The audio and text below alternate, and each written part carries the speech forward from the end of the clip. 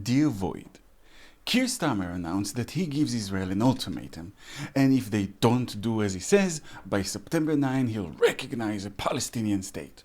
And the media around the world published it as a big thing, and the media in Israel published it as if it's the end of days. And once again, like so many times in my life, I felt a little bit like Alice in Wonderland.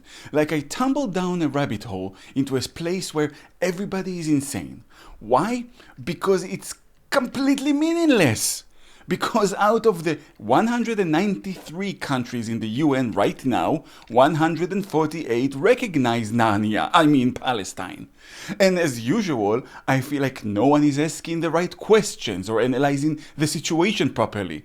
I don't know, maybe I'm an idiot, maybe I'm the idiot. Very possible that I am the idiot and everyone else is smart. Let me give you my reasoning, you be the judge. First of all, the fact that Starmer did it. Because Starmer is not exactly a brave man. In fact, I would say he is one of the most cautious and cowardly politicians in the history of the UK. He is a chameleon of opinions. One of those politicians who changes their minds according to the public mood.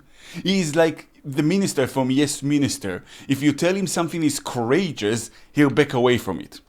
And Starmer is not like Macron. Macron, first of all, is French. So he has antisemitism built in. It's by birth. It's like the Irish, or the Spanish if we're completely honest about it. Point is, Macron hates Jews. Second, Macron is delusional. He has this fantasy of him and France becoming the leading power in Europe and in the world, replacing the role that the US is playing right now. And usually it's kind of sweet watching him from the side, because it's like a slow kid at school making a real effort to answer a very basic question, and in the end he gets it half right and you think, oh, bless the little fella for trying. But that's Macron. Starmer is not anti-Semitic and he's a coward. So what the fuck is he doing? Well, look at the conditions he put forward. And by the way, I would always advise you to not just believe the media about anything really, but especially politics. They always twist things into the narrative that they want to present. Go and listen to him speaking in his own words. His conditions are that by September, Israel has to take substantive steps to end the appalling situation in Gaza and agree to a ceasefire and commit to a long-term sustainable peace, reviving the prospect of the two-state solution, and this includes allowing the UN to restart supply of aid and making clear that there will be no annexation in Judea and Samaria. Of course, he didn't call it that, he said the West Bank, the name that was given to it by the Jordan occupiers, but that's what he meant. Alright, so let's get a few things clear. First of all, this kind of diplomatic statements do not happen in a vacuum. I promise you that the Israeli government and the Americans were both told in advance that it was coming. In fact, I would go as far as to say that Israelis probably contributed to the actual wording of the speech. See, 90% of diplomacy is theater, not much more. It's all about balancing the public's opinion with the mutual interests and needs of the countries. It doesn't mean that they always get what they want. It doesn't mean that things would always turn out the way they planned. We still might get to September and see the UK recognizing Palestine. I'll get to the meaning of that in a moment. But the point is, everybody knows the game and everybody is in on it. Remember that shameful ambush Trump pulled on Zelensky a few months back in front of the cameras? I'm not saying that Zelensky was in on it. Honestly, I kind of think Zelensky is probably a little too straight to be in on it. But it was definitely planned.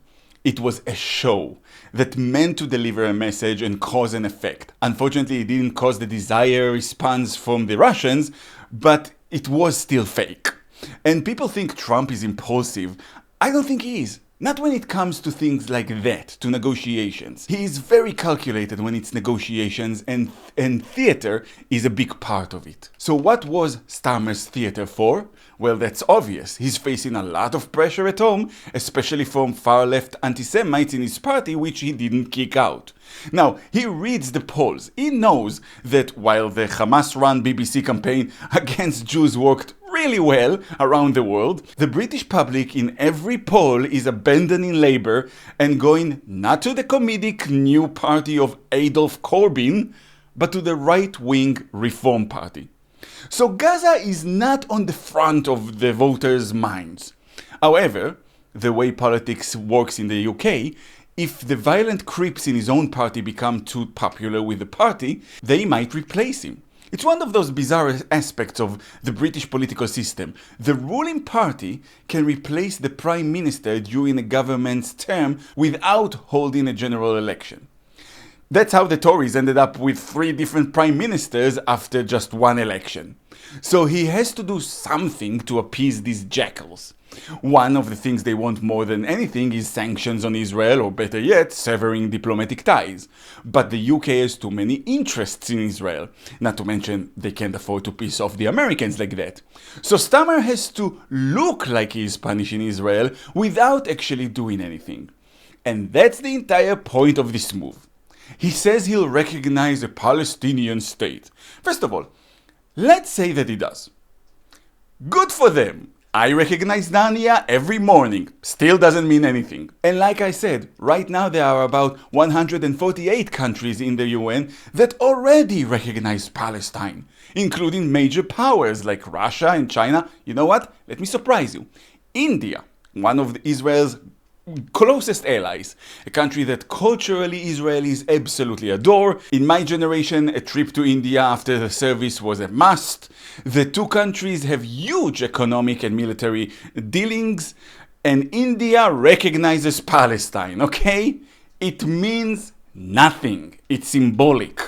The one thing that bugs Israel about it is that it gives credence to the Palestinian fairy tale. But like I said, 148 countries already play along with the legend of Narnia, so a couple more won't make any difference. The idea that Britain or France recognizing them as any meaning is a lie sold to you by politicians and of course by the greatest liar of them all, the cancer of the West, the mainstream media. So Starmer picked something he knew sounded grand, but is utterly and completely meaningless. And again, I wouldn't be surprised if the Israeli side didn't even suggest it to him. I mean, they know they put their allies in an uneasy situation. They know that they'll have to give something in return to be seen as if they are punished. And this one is absolutely perfect. Yes, I know that on the news they were all very upset and they said it's a prize for terrorism. But that's a smokescreen. Britain recognizing Palestine is not the same as an actual creation of a Palestinian state. And also, in his ultimatum, Starmer gives Israel every chance in the world to fulfill his conditions because he keeps them so very vague. Israel has to take substantive steps to end the appalling situation in Gaza. It basically already has, depending on what you mean by substantive steps. For the record, occupying the entirety of Gaza would also be substantive steps which would also end the war, thus ending the appalling situation in Gaza. See how fucking vague it is? And anyway, Israel has already allowed aid in, allowed foreign countries to drop aid from airplanes, and allowed the UN to bring aid into Gaza. So it's bullshit ultimatum. Then it's Israel needs to agree to a ceasefire. It has. Hamas was the one not agreeing to it. It's the easiest thing in the world to say we totally agree to a ceasefire. I mean, a ceasefire doesn't mean withdrawal, nor does it mean that we won't shoot back if shot at. So Israel can agree to a ceasefire all day long, and a ceasefire will still not happen. And then Israel has to commit to a long-term sustainable peace, reviving the prospect of the two-state solution. When didn't Israel commit to the two-state solution? When Prime Minister Barak offered them everything and Arafat said no? When Prime Minister Olmert offered them everything and Abu Mazen said no? Or when Israel disengaged from Gaza in 2005, giving it in full to the Palestinian Authority and they lost it to Hamas? It's a joke. We're not the ones walking around saying, from the river to the sea. Even Netanyahu, throughout his career, repeatedly said that he is committed to the two-state solution. Committing is easy. You know how many times I committed to a diet? One time I even followed through. Then my commitment ran out and I gained all the way back. Committing! Oh, and I especially like that And this includes allowing the UN to restart supply of aid. This is basically him demanding that things that have already been done, be done. And finally, making clear there will be no annexation in Judea and Samaria, Starmer knows that Netanyahu is willing to lie in bed with the likes of Smotrich and Ben-Gvir, but that he is not Smotrich and Ben-Gvir. And annexation has no majority in the Israeli public, nor in the Knesset. It's one of those things that the anti-Semitic media likes to emphasize and use to incite hate. So every time some low-level idiot in Israel has a brain fart, they put it as a headline. So once again, Starmer demands that Israel promises things that are already happening. There is no will nor a plan to annex anything in Judea and Samaria. In short, it's a list of empty demands, carefully worded so that come September they can decide to interpret reality in any way they want. And the interpretation won't have anything to do with reality itself, but with the political climate and the interests of the Prime Minister. Same way the hate in the media for Jews has nothing to do with what Israel does or what is done to it. It's all lies. Smoke and mirrors. We are all being made fools of. And if September comes and they'll say they recognize Palestine, I'm going to wear a white cap and say that I recognize Gondor. It will have the exact same meaning and impact on the world. Actually, that's not entirely true. There is one major impact. Macron, Starmer, all of the rest of them are guaranteeing that the war would go on. We were on the brink of getting a deal that would end this war. Then the media received orders from Hamas to launch the starvation campaign using children with unrelated diseases as their way to scam the morons of the world.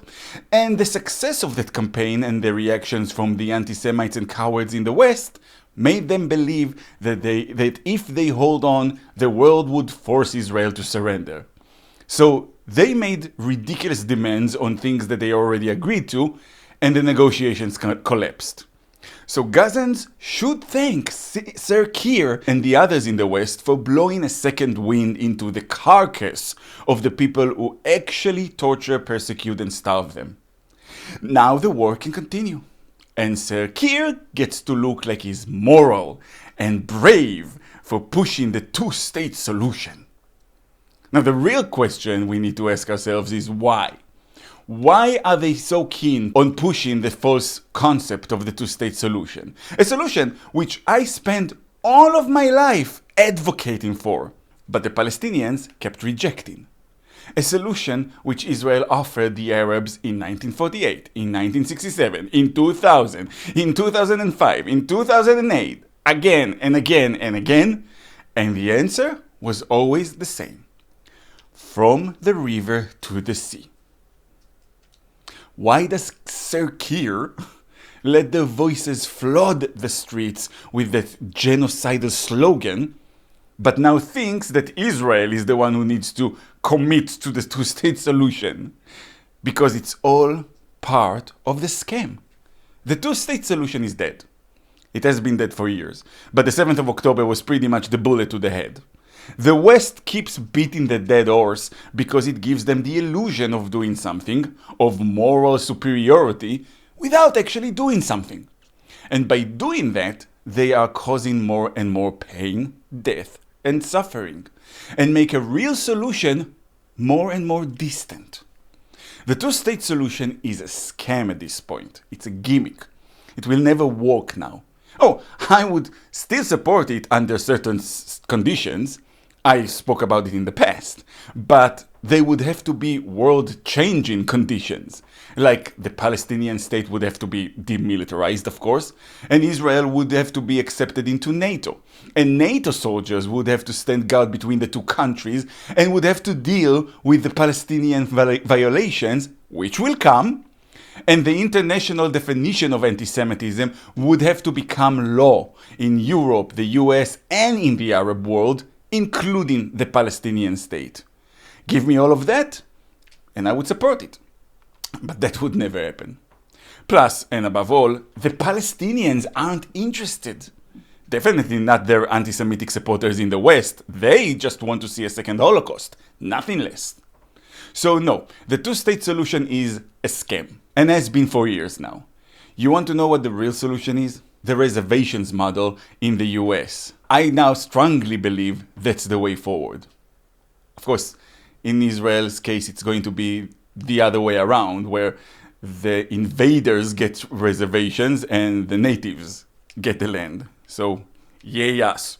But the idea is free autonomies run by local rulers who have a mutual agreement with Israel. And that agreement will include both political and economic collaborations. And of course, much like in the US, these reservations would be completely demilitarized. There are already Palestinian leaders who started talking about that possibility, about breaking free from the Palestinian Authority. Large Palestinian areas can become such reservations: Gaza, Hebron, Ramallah, and so on. And they'll be free, autonomous, and on top they will have the support and protection of Israel and the Arab nations. And we can put this nonsense behind us and move on to proper peace in the Middle East. But that won't happen either when the West continues to be led by either anti-Semites or slimy, cowardly politicians, and it's sure as hell not going to happen as Israel keeps voting for slimy, corrupted, self-serving politicians, and if Israel keeps bowing its head to those slimy, cowardly politicians in the West, and the anti-Semites who have their claws deeply embedded up their asses.